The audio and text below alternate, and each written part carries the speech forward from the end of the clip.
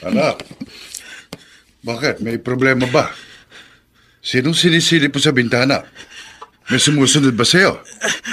Wala po, Itay. Saan ka ba galing, kuya? Kanina ka pa namin hihintay ni Itay para sabay-sabay sana tayo magapunan. Kaya lang ang tagal mo. May pinuntahan kasi ako. Ano ba ginawa mo, anak?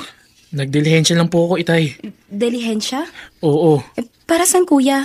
para may panggastos tayo. Nanghiram ka ng pera? Opo, Itay. Ito nga pala. 2,000 po yan. Ay, gusto mo na bang kumain, kuya? Ipaghahain kita. Huwag na, Jenica. Busog ako.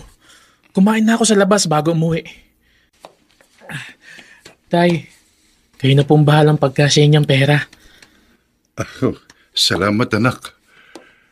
Nahihiya na nga ako sa iyo eh. Ikaw na ang pumapasa ng lahat. Dahil nga, napapadalas ang pagsumpong ng sakit ko. Madalas na nagsisikip ang dibdib ko. Hindi na ako makapagtrabaho kagaya ng dati. Kaya nga po, ginagawa kong lahat, Itay.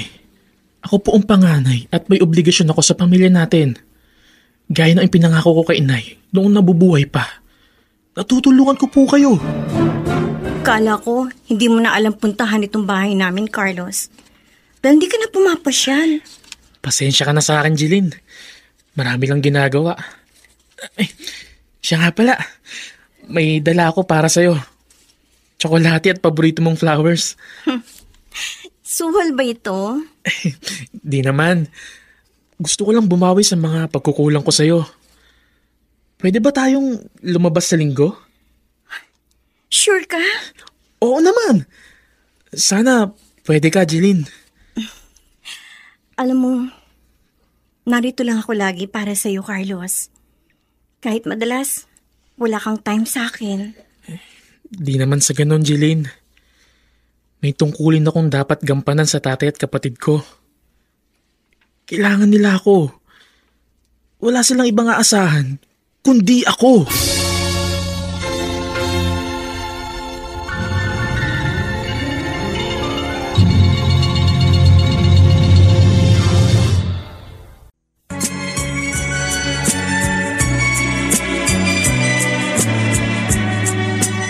At ngayon, balikan natin ang tampok na kasaysayan sa ating dulang. May pangako ang bukas.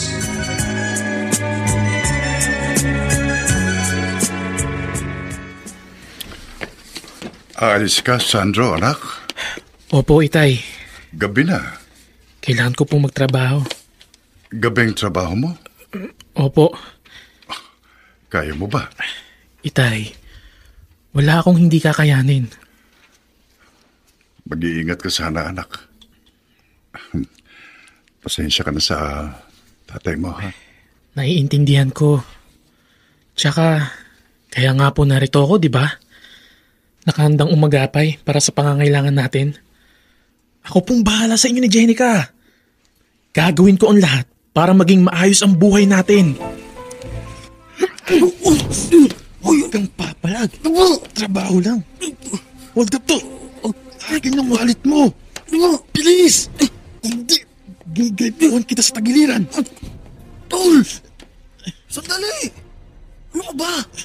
Pati ba naman ako? Ha? Anong? Si Bogart to! Bogart? Oo, ako nga to, Tol. Pati ba ako kakataluhin mo? Carlos naman. Tol, pasensya. Di kasi kita nakilala dahil sa suot mong sombrero. Tsaka, gabi na, nakasunglass ka pa. Dating gawi ka pa rin ah. Walang asenso tong racket mo. Barya-barya lang kikitain mo rito. Mas maigi na to kaysa wala. May alam ako. Pwede ka. Ire-recommenda kita sa bossing ko. Gusto mo ba?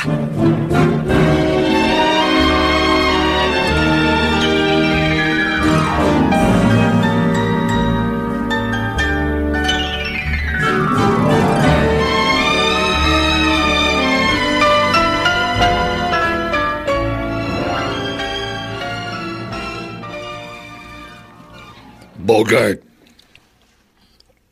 Masaan ba itong katropa mo? Opo, Boss Rajid.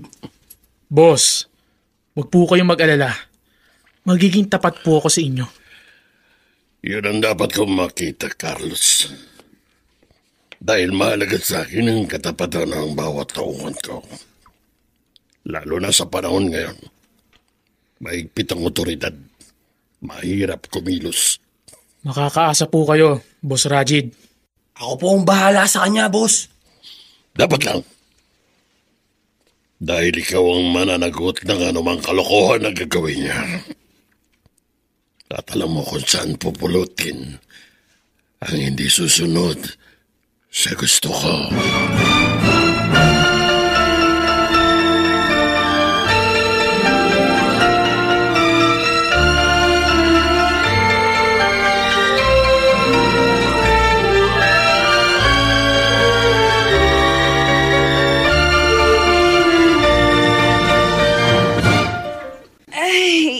Salamat, tapos na rin ako maglaba. Buti na lang, mahusay gamitin ng Pride Barretta. Huwag kang mag-alala, Jenica. Kuya. Mas mapapadali ang paglalaba mo dahil makakabili na ako ng washing machine na magagamit mo. Talaga, kuya? May bago ka ng trabaho? Oo. Sigurado nang kita ako.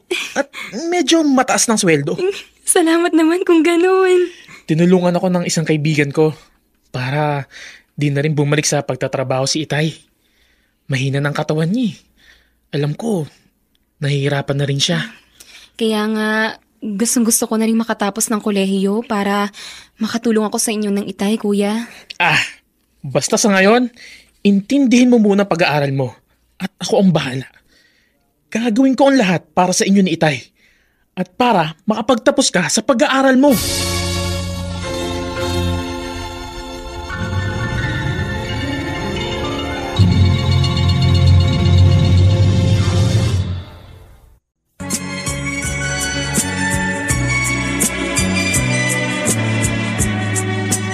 At ngayon, balikan natin ang tampok na kasaysayan sa ating dulang. May pangako ang bukas.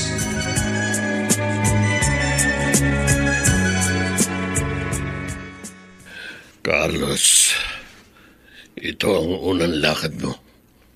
Kaya dapat magawa mo ng maayos ang iyong trabaho. Opo, Boss Rajid. Ingatan mong maigi ang package na dala mo. Dahil mahalagang mahalaga ang laman yan. Alam ko po yun, boss. At ang pera. Kailangan maibigay mo agad sa akin pagkatapos ng transaksyon mo. Dahil hihintayin ko yun. Opo, boss. Kilalang tao ang dadalan mo niyan. At nakatira sa isang kondo. Kaya doblehin mo ang pag-iingat. Opo, bossing. Sige, lumakad ka na. At baka naiinip na ang katransaksyon ko. Anong masasabi mo, tol? Di ba? Madali ang pera? Oo, Bogart. At hindi bariyang kita. Sabi ko sa'yo eh. Teka, ano bang laman nung package na i-deliver ko? Hindi sinabi sa'yo ni boss? Hindi. Sabi lang niya, importante daw ang laman nun. Isang bagay lang naman ang pwedeng laman nun. Bato. Bato? Oo. Shabu? Oo. Kaya nga maganda ang bayad. Bakit? Kakalas ka na? Hindi naman. Mas mabuting alam ko. Tsaka ngayon pa ba ako kakalas, maganda ang kitaan? Itong trabaho ang kailangan ko para masuportahan ko ang pamilya ko at mabago ang buhay namin. Sandro, anak. Ang laki naman yata nitong perang ibinigay mo sa akin. Bakit po, Itay? Ayaw niyo po ba? Di na tayo kakapusin. Mabibili natin lahat ng kailangan dito sa bahay. Kung sa bagay, tama ka. At sobra pa nga. Pwede niyo pong gamitin ng sobra para makabili kayo ng bagong damit. Tsaka gamit dito sa bahay. Naku, anak. Gumagana pa naman yung mga luma nating gamit. Bumili po kayo ng gusto niyo sa sobrang pera. Ako, salamat. Nagtataka lang ako. Alam ko na bago ka lang sa trabaho mo. Pero sumweldo ka na kaagad. At medyo malaki yung halagang iniaabot mo sa akin. Sandro, anak. Gusto ko maging tapat ka sa akin. Ano bang trabaho mo? Itay, huwag niyo na akong alamin. Kailangan kong malaman. Hindi ko na ho itatago ang trabaho ko. Illegal ho. Carlos, Pero dahil sa trabahong ito, kikita ko ng higit pa sa kailangan natin para mabuhay tayo ng maayos. pero anak, Itay, sawang-sawa na po ako sa hirap. Alam kong ganun din kayo. Ayoko na rin makita na araw-araw pinoproblema niyo ang pagkain natin. Gusto ko naman kahit paano, maranasan natin ang kahit konting ginhawa. At gagawin ko ang lahat kahit ano pa yun. anak, alam mo naman na... Tama na po, Itay.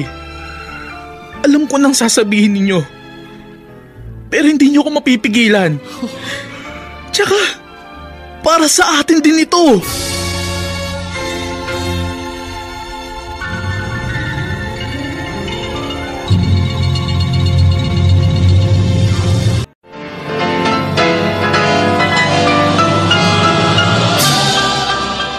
Buong karangalang inihahandog ng DZRH para sa bagong milenyo ang isa pang magandang dula mula sa panulat at direksyon ni Salvador M. Royales. May pangako ang bukas. Hindi niyo siya pinoprotektahan! Lalo niyo lang siya tinuturoang maging masama! Sa simula pa lang, alam niyo nang mali, pero hinayaan niyo! Kinusinti at pinagtakpan! Hindi pagmamahal ang ginagawa niyo! Kayo ang nagtulak sa kanyang patawang impyerno! May pangako ang bukas. Kasaysayan ng mga kaluluwang lupaypay na ang pusong hapong-hapo sa tindi ng malabis na pagdurusa. Subalit sa kabila ng lahat, huwag kalilimutang paglipas ng isang dapit hapon ay sisikat ang araw na magsisilbing tanglaw sa sinumang tinakasan na ng kawalang pag-asa. Dahil sa likod ng mga hinagpis ay may naghihintay na ligaya.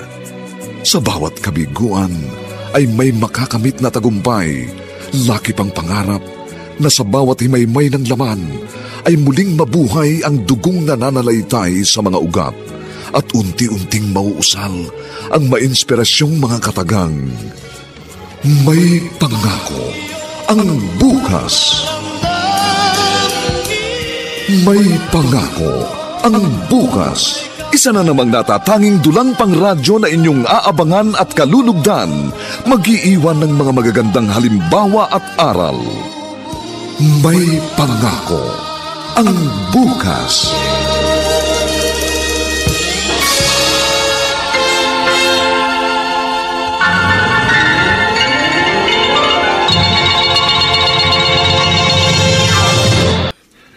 Talaga nga palang maasahan ka.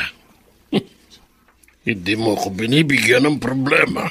Boss Rajid, nangako po ko sa inyo na gagawin ko ng maayos ang trabaho ko. Kaya nga natutuwa ako sa iyo. Ayoko po kasing mawala ng trabaho. Tama ka. Pinahahalagahan mo ang iyong trabaho. Mamaya, may ipag-uutos ako sa iyo. Sa iyo ko lang kasi maaaring ipagkatiwala ang trabahong ito. Salamat po sa tiwala nyo, Boss Rajid. Basta maging masunurin at tapat ka lang sa akin. Walang magiging problema. At ako naman ang bahala sa iyo. Hindi ka mawawalan.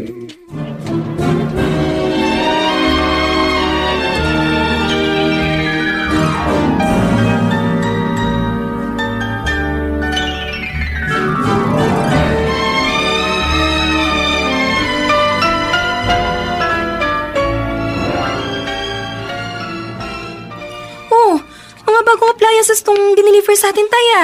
Oo, anak. Binili ng Kuya Carlos mo, LED TV. At saka may bagong ref at washing machine. May kasama rin niyang netbook. Eto, para sa'yo, Jenica. Nandi ka na magpupunta sa computer shop para gumawa ng mga projects mo. Bigay mo sa akin, kuya. Oo, kunin mo na. Pwede mo nang gamitin yan. Salamat, kuya. Doon muna ako sa kwarto, ha. Magpapahinga lang. May lakad kasi ako mamaya. Oh, Jenica. Po. Bakit nakakunot pa ang noo mo dyan? Hindi ka ba natutuwa sa mga binili ng kuya mo? Natutuwa po, Tay. Kaya lang, Ano? nagtataka lang po kasi ako. Sa mikling panahon ng pagkatrabaho ni kuya, tsaka ilang buwan pa lang siya pero nakabili na siya ng ganitong gamit. Kung kasi, pinautang daw siya ng pera ng boss niya. At babayaran niya ito buwan-buwan. Tay, nagdududa rin ho kasi ako. Saan? Ano po ba talagang trabaho ni kuya? Alam niyo po ba?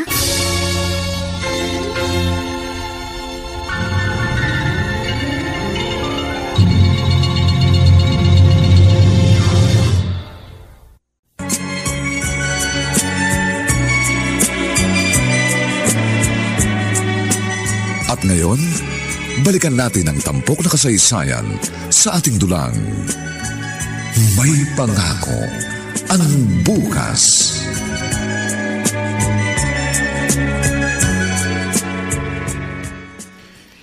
Ibinili mo pala ng netbook ang kapatid mo. Oo, matagal ko nang ipinangako yun sa kanya. Kung gano'n, okay na ang kinikita mo. Kahit papano, medyo sineswerte ako sa bago kong napasukan. Di dapat pagbutihin mo. Yun naman talagang ginagawa ko. Tsaka, para makapag-ipon na rin. Para sa pangarap natin. Hindi naman ako nagmamadali, Carlos. At saka nag-aaral pa si Jenica. Di ba sabi mo, gusto mo mapagtapos siya? Oo, Jeline.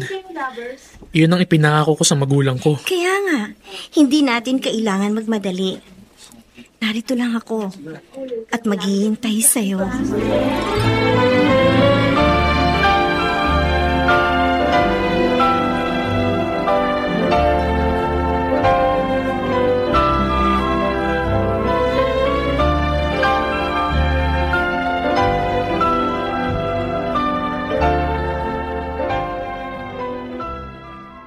Wala na kasi ako ibang malapitan pinsan. Kaya nagpunta ako rito sa inyo. Nasa ospital ang asawa ko. Hindi ko mailabas dahil may utang pa kami dapat bayaran. Kaya lang, Roman, alam mo naman na wala rin akong maayos sa trabaho. Kundi yung pagtitinda lang sa palengke. Tapos hindi naman ako makapagtinda ngayon dahil sa sakit ko. Kaya umaasa lang ako kay Carlos. Nasaan ba si Carlos? Baka naman may maitutulong siya sa akin. Wala pa. Kahapon pa nga siya hindi umuwi eh. Ayan na pala. Narito na. Ayan. Salamat naman at dumating ka, Carlos. Mano po, Chairman. Napasyal po kayo. Oo, nahihiya nga ako sa inyo. Alam ko, makakaabala ako. Ano po bang problema? Ito kasing tiyuhin mo, Carlos. Nangangailangan ng pera para mailabas ng ospital yung tiyahin mo. Kapos daw ang pera nila. Ganun ba? Teka ho, magkano po ba ang kailangan nyo? Nasa 3,000 pa.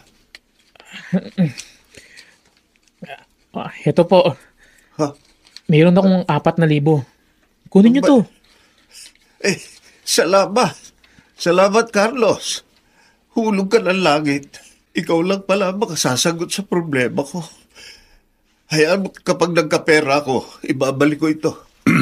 Huwag na muna niyong isipin yun, Chong. Salamat talaga. Alis na muna ako. Kailangan ko na bumalik sa ospital para mailabas na si Sofia. Ito na yung paborito mong damit, kuya. Mabango yan at malinis ang pagkakalaba dahil sa Pride Barretta. Aba, tamang-tama. Isusot ko to ngayon. May lakad ako. Siya nga pala, kuya. Nakausap ko si Chong Roman. Binigyan mo pala siya ng pera nung nakaraan para mailabas ng ospital si Chong Sofia. Oo, kawawa naman eh. Kuya, hindi sa nakikialam ako pero parang napakadali sa'yo nakitain ng pera. Di naman. Pinaghihirapan ko rin yun. Ano nga bang trabaho mo? Wala ka kasing nakukwento sa akin. Tinanong ko naman minsan si Itay. Sabi niya, may binibenta ka raw. Ha? Oo. Nagbebenta ako. May kaibigan akong may talyer. Bumibili siya ng mga may diferensya at lumang sasakyan. Tapos inaayos niya at pinapaganda. Yun ang hinahanapan ko ng buyer. Maganda naman yung porsyentong binibigay kapag nakakabenta ako. Ganun ba? Yun lang ba talagang pinagkakakitaan mo? Bakit? Pinagdududahan mo ba ako? Na baka... Kuya, hindi. Hindi naman sa ganun. Saka alam ko naman na hindi ka gagawa ng bagay na mali. Tama naman ako, di ba, kuya?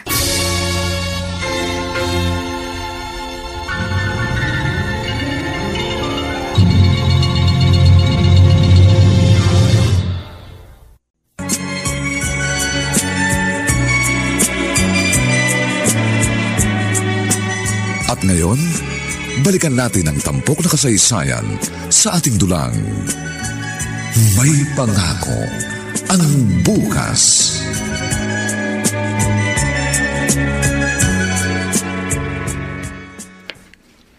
Carlos, anak.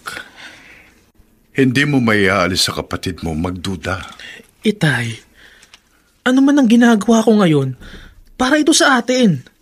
Para kahit paano'y matikman ninyo ni Jenica ang kahit konting kaginhawaan na matagal din nating inasam. Alam ko naman yun. Pero sa bawat araw na lumalabas ka ng bahay, hindi na maalis sa akin ang kaba. Natatakot ako para sa iyo, anak. Nag-iingat naman ako, Itay. Hanggang kailan mo ba gagawin ito? Hanggat hindi ko natutupad ang pangako ko na magkaroon tayo ng maayos sa tirahan at maging komportable ang buhay natin.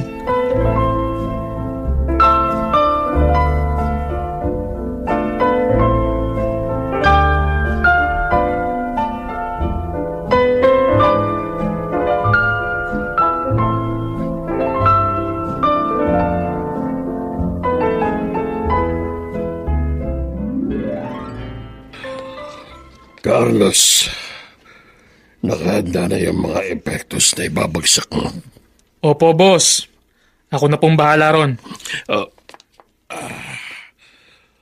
Tiyakin mo nakaliwaan. Dahil yun ang aming usapan. Opo, boss.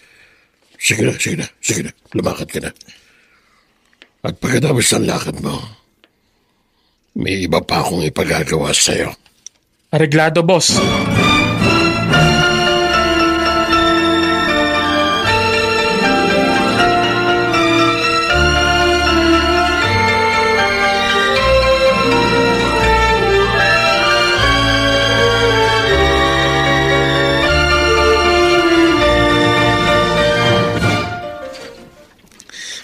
Tay, di ako pwedeng tumambay dito kung saan pipick upin tong dala kong epektos.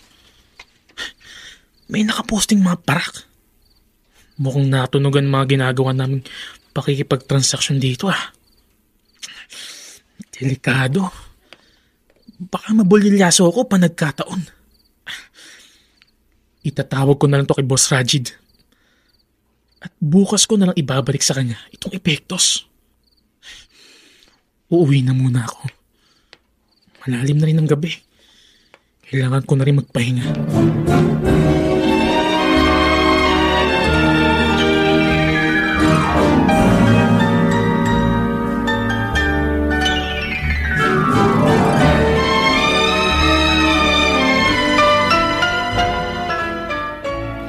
Oh, anak, gising ka na pala. Halika na at mag-almusal. Nagluto ako ng paborito mo Asan yun? Bakit wala rito sa may upuan? Anak, ano ba hinahanap mo? Yung itim na bag na dala ko kagabi. Bag? Dito ko lang binaba yun. Baka itinabi ni Jenica. Siya kasi nagligpit kanina dyan habang tutulog ka pa eh. Huwag kang magkalala, kuya. Di ko naman pag-iinteresan to. Akin na nga yan. Bakit mo ba pinakialaman ng gamit ko? Dahil sa bag na yan? Nagagalit ka? Bakit, kuya? Dahil ba sa laman yan? Pinakialaman mo? Nakabukas kasi kaya tinignan ko. Iyan ba pinagkakakitaan mo? Ang laman ng bag na yan? Kuya, bakit kailangan pasukin mo yung ganyang trabaho? Wala kang pakialam. Kuya, may pakialam ako dahil kapatid kita. At concerned ako sa kapakanan mo. Sa kaligtasan mo. Wala akong panahon makipagtalo sa'yo. Ba't kasi nakikialam ka sa gamit na may gamit? Peste! Diyan na nga kayo! Yeah. Dahil sa pakikialam mo, nagalit ang kuya mo. Siya pang kakampihan niyo? Wala akong maling ginawa, Tay. Bakit po? Matagal niyo na bang alam ang totoong trabaho ni Kuya? Oo. Ha? Sa simula pa lang, ipinagtapat na niya sa akin. Pero wala kayong ginawa? Hinayaan niyo lang siya sa ganung gawain? Ang magbenta ng droga? Tay! Siya buwang laman ng bag ni Kuya. Dahil sa trabaho ng kuya mo, nakakakain tayo. Nakakapag-aral ka. Hindi tayo nagmumukhang Pero kawawa. hindi yun katuwiran! Para hayaan niyo maging masama si Kuya at gumawa ng isang bagay na iligal! Hindi ko siya hinayaan. Pinagsabihan ko siya. Pero hindi niya ako pinakikinggan. Anong magagawa ko? May magagawa kayo! Dahil ama namin kayo! Anong gusto mong gawin ko? Ha? Ang isuplong ang kuya mo? Ipahamak siya? Yun ba ang ibig mong gawin ko, Jenica? Para ano? Para mabilanggo siya at mabulok sa kulungan? Hindi! Gusto mong sirain ko ang buhay niya?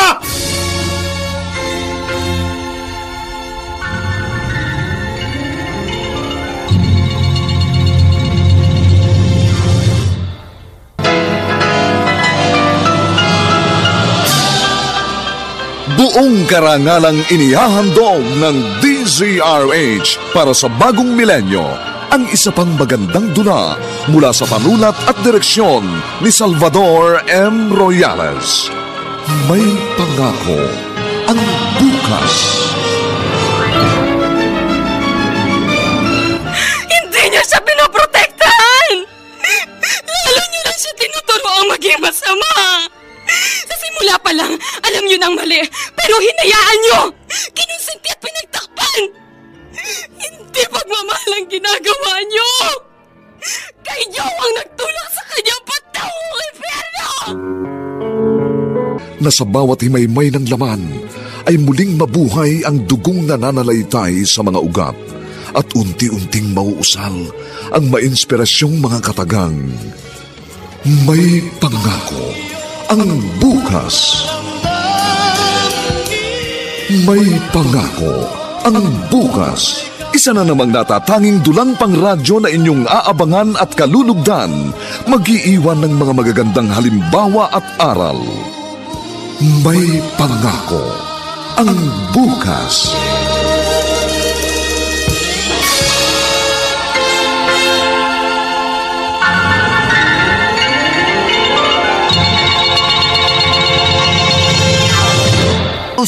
Nagkita na ba kayo? Oo, Bogart. Ibinalik ko na sa kanya yung epektos na ipinadi-deliver sa akin. Mahigpit na, nagbabantay mga parak doon sa lugar na pagdadalan ko. Kaya di na ako tumuloy. Tama lang yun. Kaysa mahuli ka. Kaya lang, may problema pa rin eh. Anong problema? Alam na ng kapatid ko kung anong racket ko. Di ba alam na rin naman ang airpot mo? Wala akong problema kay Itay. Naniniwala siya sa mga alibay ko. Pero ang ibang kapatid kong si Jenica.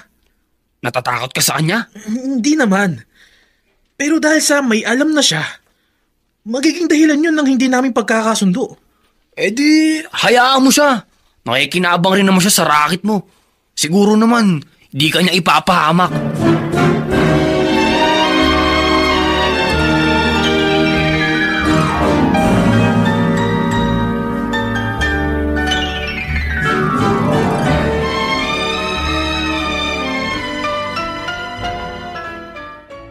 Kung ganun pala, galing sa pagbebenta ng droga ang perang itinulong sa akin ng kuya mo.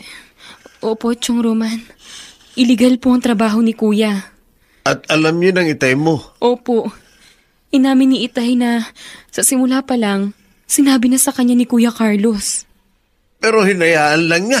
Yun na nga po Hindi ko nga po maintindihan si Itay, Chong Roman. Dahil baluktot ang katwiran niya. Ano ibig mo sabihin?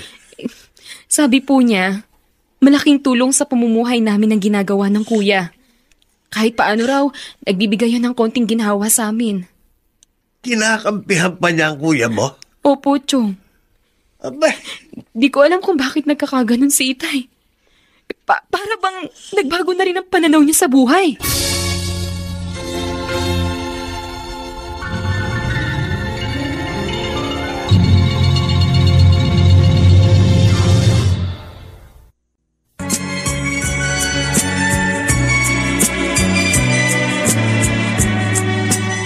At ngayon, balikan natin ang tampok na kasaysayan sa ating dulang. May pangako ang bukas.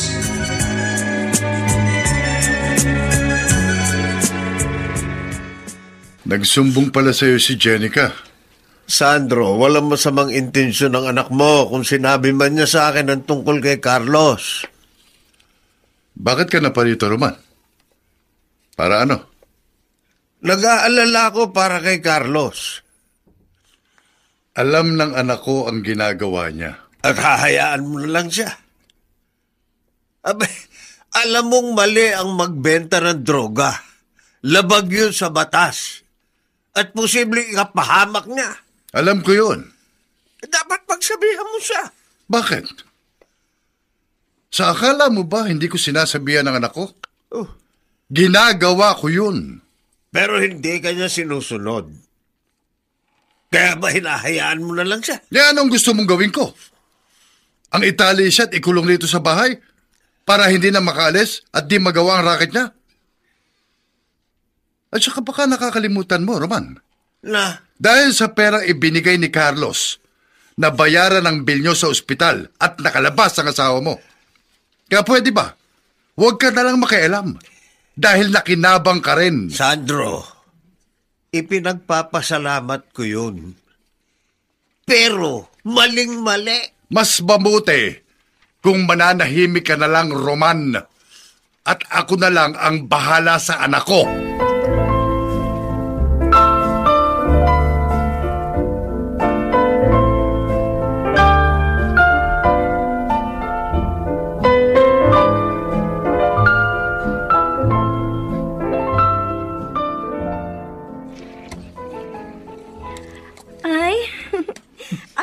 Small box na ito, Carlos.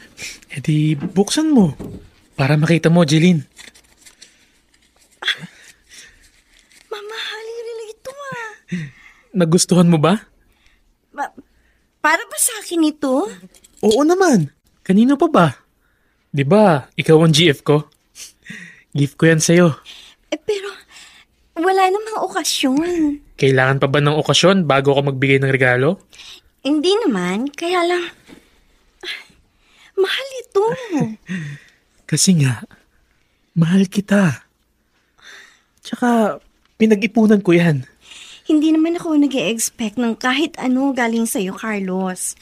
Sapat na sa akin yung time mo para magkasama tayo. Alam ko naman yun, Jeline. Pero syempre, masaya ako na may naibibigay sa'yo. Tsaka diba sabi ko, babawi ako sa mga pagkukulang ko. Kaya yun ang ginagawa ko.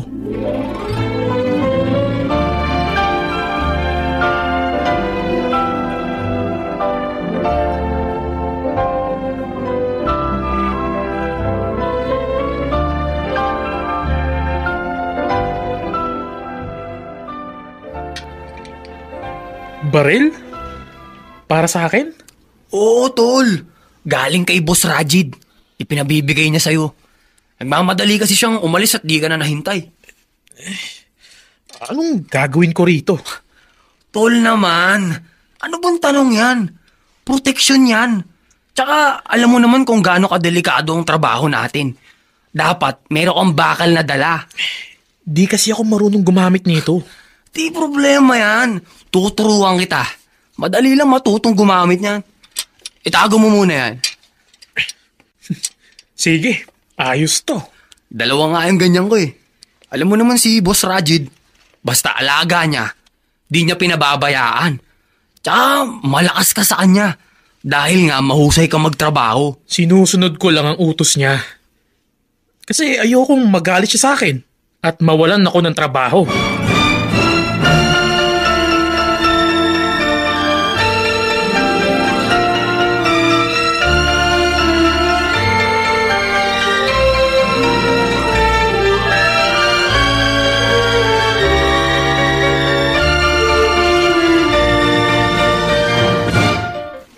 Tay, nakabili na po ko ng unique toothpaste. Ubus na ho kasi yung ginamit natin. Heto po. Baba mo na lang dyan. Galit po ba kayo? Ano po bang kasalanan ko, Tay? Dahil sa'yo hanggang ngayon di pa umuwi ang kuya mo. Sinisisi niyo po ba ako sa hindi pag-uwi ni Kuya? Oo, Jenica. Dahil pakialamera ka. Tay, wala akong masamang ginawa. Nabisto ko lang ang uri ng trabaho niya dahil pakalat-kalat yung bag niya. Tapos sinabi mo pa sa tiruman mo. Ipinaalam mo pa sa ibang tao. Naghahanap lang ako ng tao makakatulong sa akin. At na magiging kakampi ko. O bakit, Jenica? Inaapi ka ba rito? Bakit ganyan ka magsalita? Tay, wala kasi kayong ginagawa para itigil ni Kuya yung iligan niyang trabaho. Kundi nahayaan niyo pa siyang magpakasama.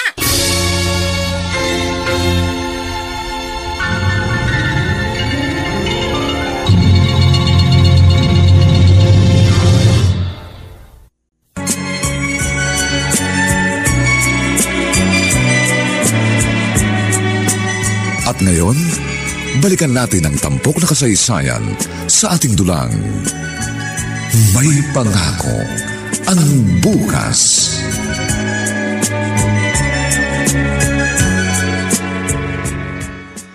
May usapan tayo, di ba? Sabi ko naman sa'yo, nagkaproblema ako sa pera. Wala akong pakialam sa problema mo. Ang kailangan ko, ibigay mo sa akin yung kabuuan bayad sa kinuha mong epektos. Dahil hinahanapan ako ni Boss Rajid ng pera. Mahirap bang maintindihan yung sinasabi ko? Ako ang malilintikan kapag di ko naibigay ang pera kay Boss Rajid. Masisira ako sa kanya. Tsaka alam kong gusto mo lang kong onsen eh. Hayop ka? Alam kong gawain mo yun. Ang manloko. Kung hindi mo rin lang maibibigay sa akin ng buong bayad, iba ang hingin kong kabayaran. Ha? Carlos! Anong gagawin mo? Napupuno na ako sa'yo. Bakit? Itinututok mo sa akin ng baril! Buhay mo na lang ipambabayad mo. Siraulo ka!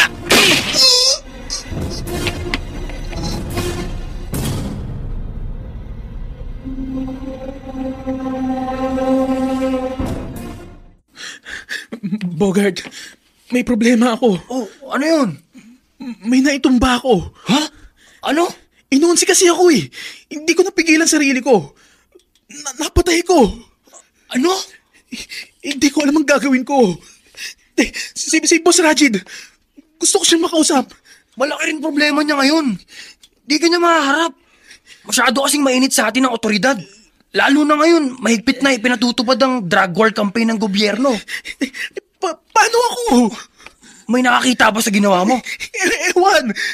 Di ko alam kung paano ko lulusutan to. Ano nang gagawin ko?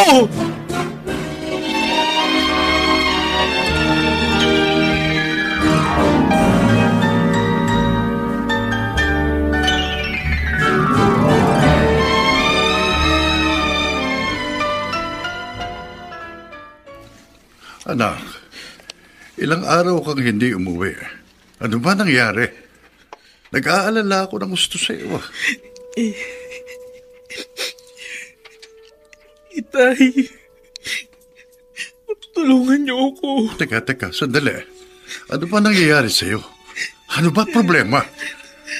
Ayoko pong makulong. Bakit?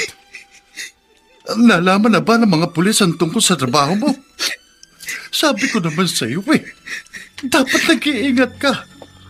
Ayaw mo rin lang namang sumunod sa mga sinasabi ko sa'yo. May iba pa pong rason. Ano? Nakapatay po ako. Sus Marios. Paano? Tulungan niyo po ako. Baka sa mga oras na to, hinahanap na ako ng mga pulis. Makukulong ako. Hindi, anak. Hindi ka makukulong. Hindi ako papayag na makuha ka ng mga pulis. Ako ang bahala sa'yo.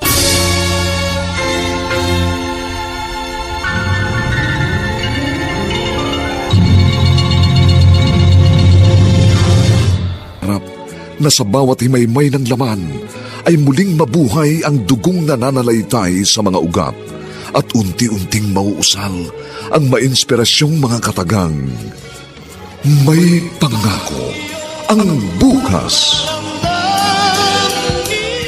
May pangako ang bukas. Isa na namang natatanging dulang pangradyo na inyong aabangan at kalulugdan, mag-iiwan ng mga magagandang halimbawa at aral. May pangako ang bukas.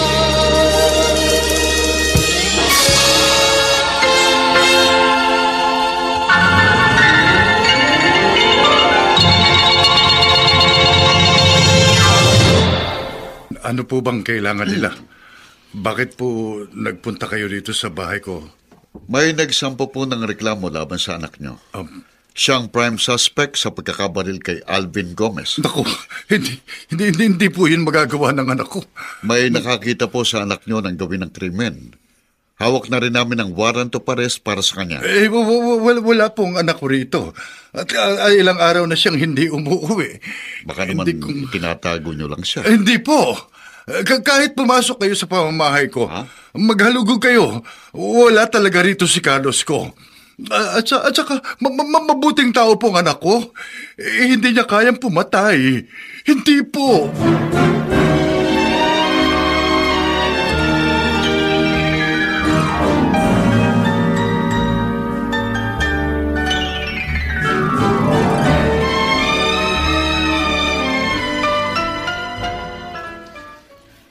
Talaga bang wala kayong alam kung nasan si Kuya Tay?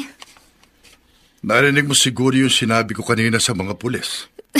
Tay, hindi aabot sa ganitong lahat kung sa simula pa lang may ginawa na kayo. At kung inikpitan niyo si Kuya? Pwede ba, Jenica? Mas mabuti pa siguro manahimik ka na lang kaysa yung sisihin mo ko. May krimeng ginawa si Kuya. May tao siyang pinatay at may pamilyang inagrabyado. Naniniwala ka sa ibinibintang kay Carlos? Jenica, kapatid mo yun! Alam ko po yun, Tay. Kaya nga naghihirap din ang kalooban ko dahil sa nangyayari kay Kuya.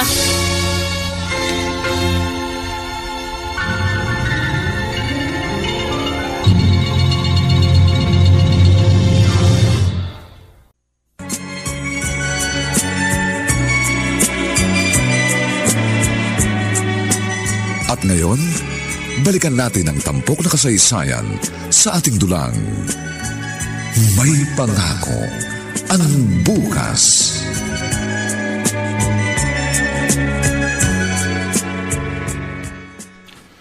Dito ako pala ngayon nagtatago. Isang tagpi-tagping kwarto dito sa squatters area. Mas magharap ang lungga ng daga rito. Ayos lang yun, Bogart. Kailangan eh. Sigurado ka bang ligtas ka rito? Pinaghahanap ka na ng batas. Alam ko. Kaya nga, doble ingat ako. Hinahanap ka na rin nga pala ni Boss Rajid. Pakisabi, makikipagkita ako sa kanya. Hindi ko maaring pabayaan ang trabaho ko dahil magugutom ako. Pati sina Itay. Di kaya mahirapan kang magtrabaho ngayon yan? Bahala na. Marami namang paraan para makapag-disguise. Teka nga pala.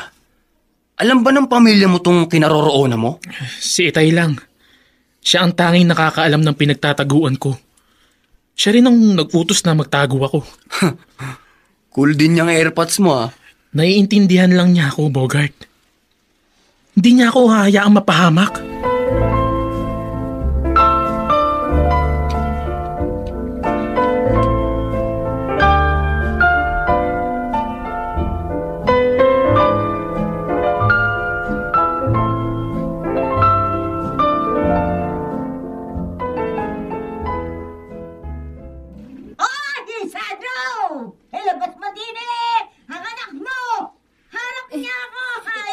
Tay!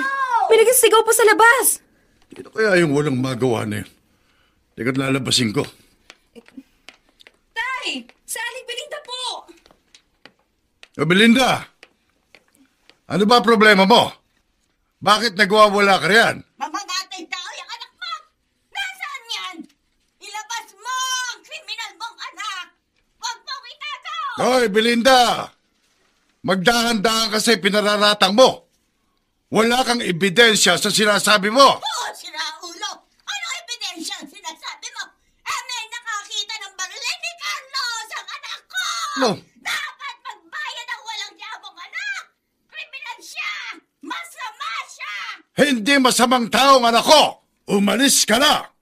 Dahil nag-iiskandalo ka lang. Alam ko, itinatago mo siya! At laban sa batas ang ginagawa mong pagtatago sa taong kriminal! Maghihingi ka o mananagot din! Alam mo ba yan? Tumigil ka! Wala akong pakialam sa mga sinasabi mo, bungal! Umalis ka na! Nanggugulo ka lang! Hindi mo may tatago ng habang panahon! Yung anak mong kriminal! Mahuhuli din siya! At titiyakin ko! Mabubulong siya sa kulungan! Umalis ka na!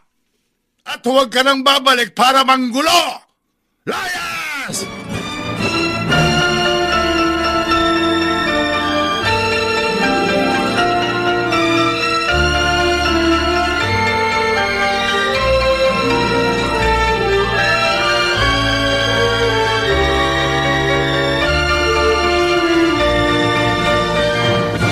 Hindi pwede na ganyan ang kaibigan mo si Carlos. Madalas siya wala. Hindi ko rin siya mapakinabangan. Boss, alam niyo naman yung sitwasyon niya. Wala akong pakialam, Bogart. Kailangan gawin niya ka ng trabaho. Hayaan niyo, boss. Sasabihan ko siya. Huwag niyang hintayin magalit ako sa kanya. Dahil iba ako mapikon. Alam niya yan. At hindi maaaring katwiran ang kalokohan ginawa niya. Wala akong pakialam doon. Kumakalabos man siya. Huwag niya tayong idadamay. Dahil kahit nasa kulungan siya, aabot ang kamay ko doon para patahimikin siya. Kaya mabuti pa kung ititikom na lang niya ang kanyang bibig.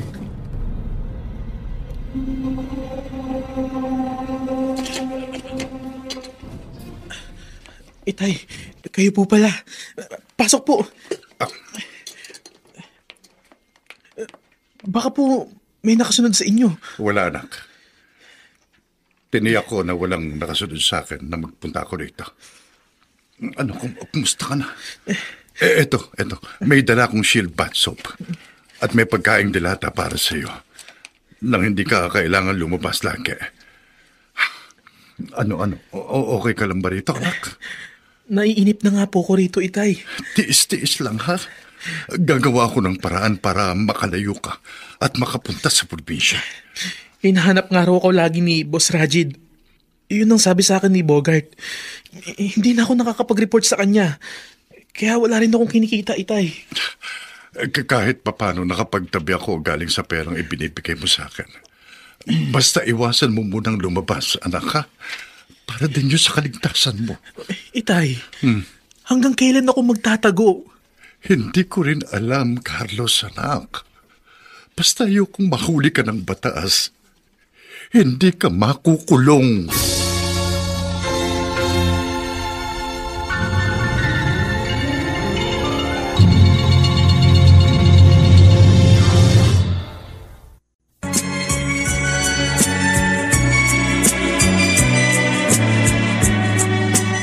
At ngayon, balikan natin ang tampok na kasaysayan sa ating dulang.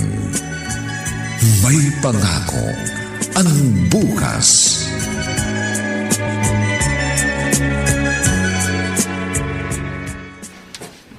Sandro, saan mo ba tinatago si Carlos? Hindi ko alam ang sinasabi mo, Roman. Hindi ko itinatago ang anak ko. Nasaan siya? Ewan ko. May kasalanan si Carlos. Alam ko yun. Pero wala akong alam kung nasaan siya. Nag-aalala nga ako kung ano na nangyari sa kanya. Nagsisinungaling ka. Bakit hindi mo nilang pasukuin ang anak mo? Hindi mo ba ako naririnig, Roman? Hindi ko alam kung nasaan si Carlos.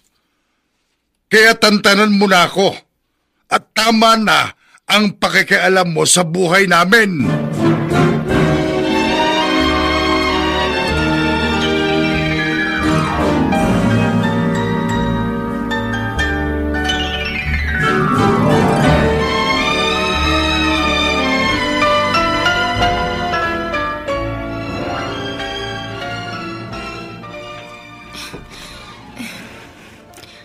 Buti na lang nasundan ko si Itay.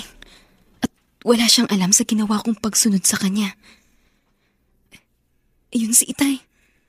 Nasa harap ng isang barong-barong. Sabi ko na nga pa alam niya kung nasaan si Kuya. At inililihim niya. Si Kuya Carlos ang nagbukas ng pinto. Talagang kinukonsinti siya ni Itay. Pinoprotektahan niya para hindi mahuli ng mga pulis. Lalo lang pinalalaki ni Tay ang kasalanan ni Kuya.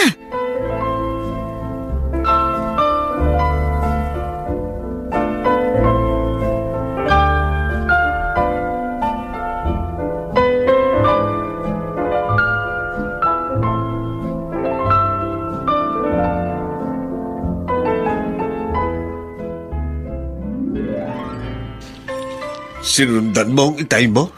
Opo, Chong. At natiyak kong itinatago nga niya si Kuya. Ayoko na makialam, Jenica. Saka mahirap kausap ang Itay mo. Hindi niya ako pinakikinggan. Matanda na siya. May sarili na siyang pag-iisip. Pero mali yung ginagawa niyang pagtatago kay Kuya. Ayoko na makialam. Ayoko na. Kayo na lang ng Itay mo mag-usap. Sabihin mo ang gusto mo mangyari. Baka sakaling pakinggan ka.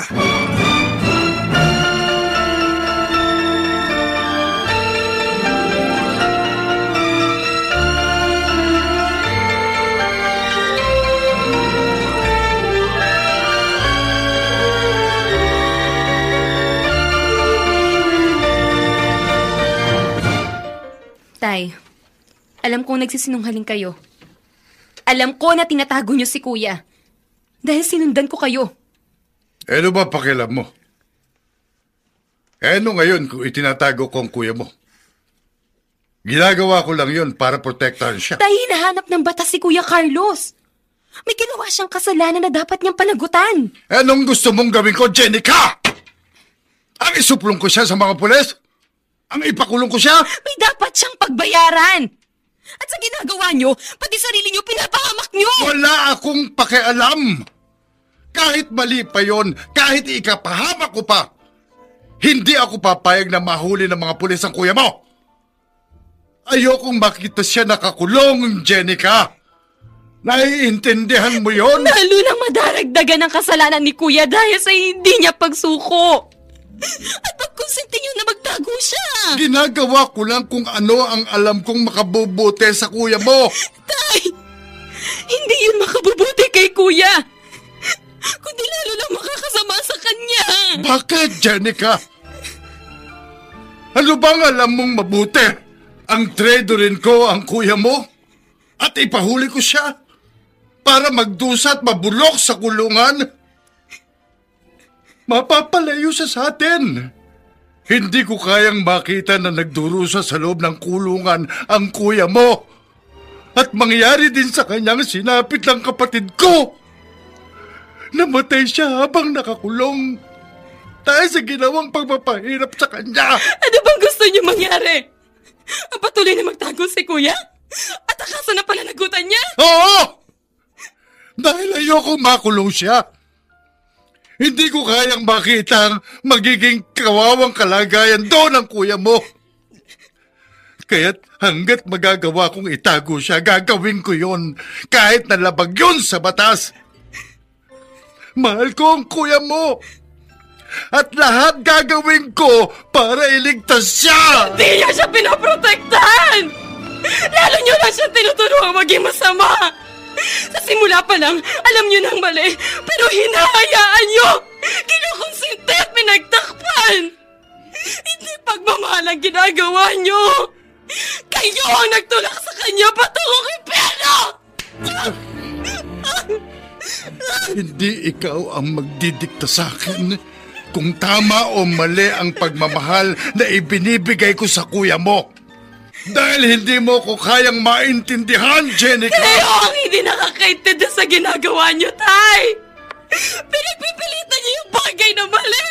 Nasasabi mo yan! Dahil hindi ka pa nagiging magulang! Kaya hindi mo maunawaan ang mga ginagawa ko! Ang mga... Tay! Ang simsim ko. Di ako... Tay! Tay!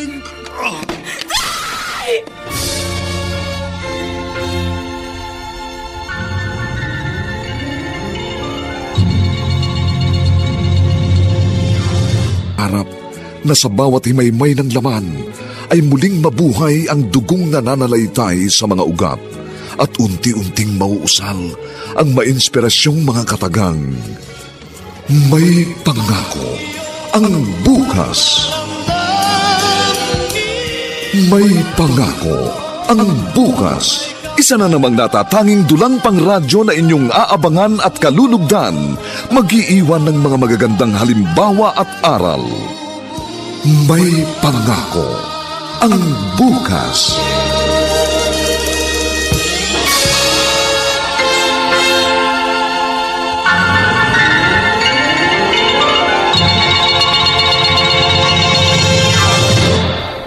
Jenica, may nagsabi sa akin na isinugod mo rito sa ospital ng itay mo.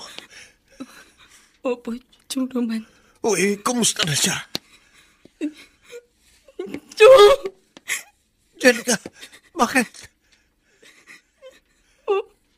Wala na po siya. Ano? Hindi na po siya umabot ng buhay dito sa ospital. Patay na po si Itay. At kasalanan ko po. Kasalanan ko. Jenica, bakit mo sinisisi ang sarili mo? Nagkaroon po kasi kami ng pagtatalo. Bago po siya atake. Nahirapan siyang huminga. Tungkol po yun kay Kuya Carlos. Kaya ako po ang dahilan ng pagkawala ni Itay. Ako po, Chong. Jenica, huwag mong sisihin ang sarili mo. Walang may gusto nang nangyayari.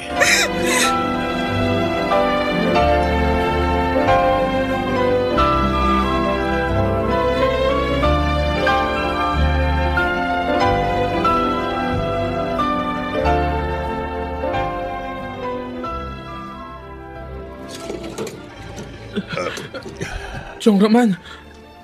Pwede ba tumuloy, Carlos? Tuloy po kayo. Huwag kang mag-alala. Wala akong kasama. At tiniyak ko rin na walang nakasunod sa akin sa pagpunta ko rito. Paano niyo po nalaman na nandito ako? Sinabi sa akin ni Jenica.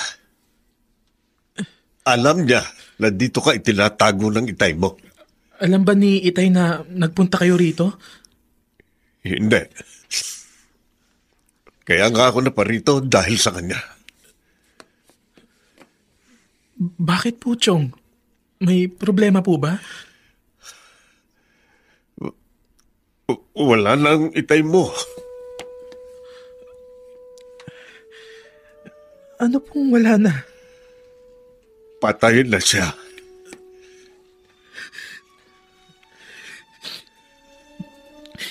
Hindi. Hindi totoo yan, Chong.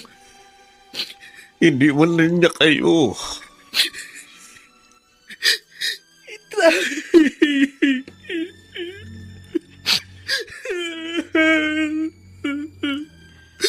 Gusto kong makita siya, Chong Roman. Gusto kong masilip man lang siya. Carlos, sigurado ka ba sa gagawin mo? Iba ang sitwasyon mo ngayon. Malamang may mga pulis na nagbabantay sa burol ng itay mo. Nag-aabang doon para arestuhin ka. Pero gusto ko siyang makita. Gusto kong makita si Itay. Naiintindihan kita. handa ka na rin bang sumuko sa batas at pagbayaran ang naging kasalanan mo?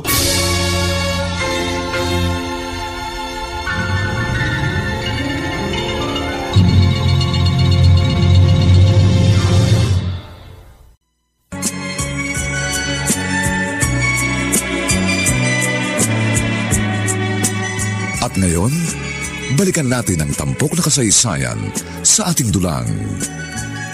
May pangako ang bukas.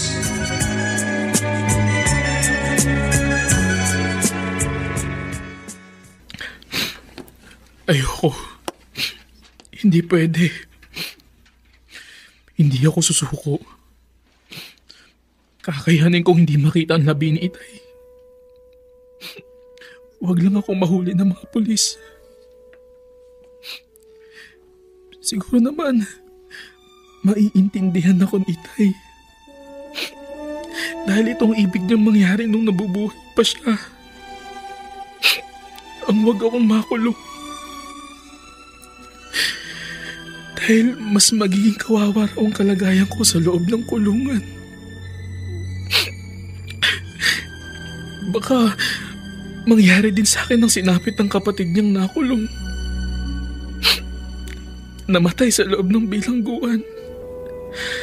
Kaya hanggat magagawa akong makapagtago at umiwas sa batas, iyon ang gagawin ko.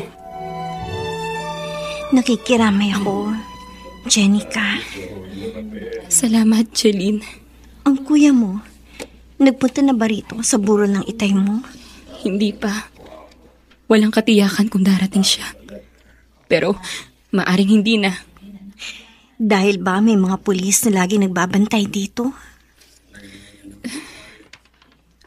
Oo. Nagmamatigas pa rin si Kuya eh. Ayaw niyang sumuko. Mula rito sa tagong lugar na kinakatayuan ko, tanaw kong kabaong ni Itay habang ipinapasok na nila sa nicho. Itay, pasensya ka na. Hindi ko man lang nasilip ang labi mo. Para nakapagpaalam ako sa iyo. Itay, mahal na mahal ko kayo. Kung umabot man sa ganito ang buhay ko, alam kong nauunawaan ninyo. Ang gusto ko lang naman, mabigyan kayo ni Jenica ng maganda at masaganang buhay. Itay, mahal na mahal ko kayo. Nailibing lang Itay mo pero hindi man lang nagpakita ang iyong kuya. Mas pinili pa ni Kuya na hindi masilip si Itay Chong Roman kesa ang maaresto siya. Jenica, hindi magkakaroon ng kapayapaan ng buhay ng kuya mo kung habang buhay siyang magtatago sa batas. Ganun na nga po ang mangyayari, Chong. At lalo lang lalaki ang kaso laban sa kanya. Mas magiging delikado pa kung patuloy siyang magtatago. O anong pinaplano mo? Isang bagay lang ang dapat kong gawin para maging maayos ang lahat at matiyak ang kaligtasan ni Kuya. Makikipagkita ka sa kanya? Jenica, di ka na dapat nagpunta rito. Kuya, sumuko ka na. Mas makakabuti yun sa'yo. Kaya ka ba nagpunta rito para kumbinsin akong sumuko? Nagkakamali ka. Di ko gagawin yon. Katunayan, aalis na ako rito para lumipat ng ibang lugar. Hindi na ako ligtas rito. Kahit saan ka pumunta, hindi ka magiging ligtas.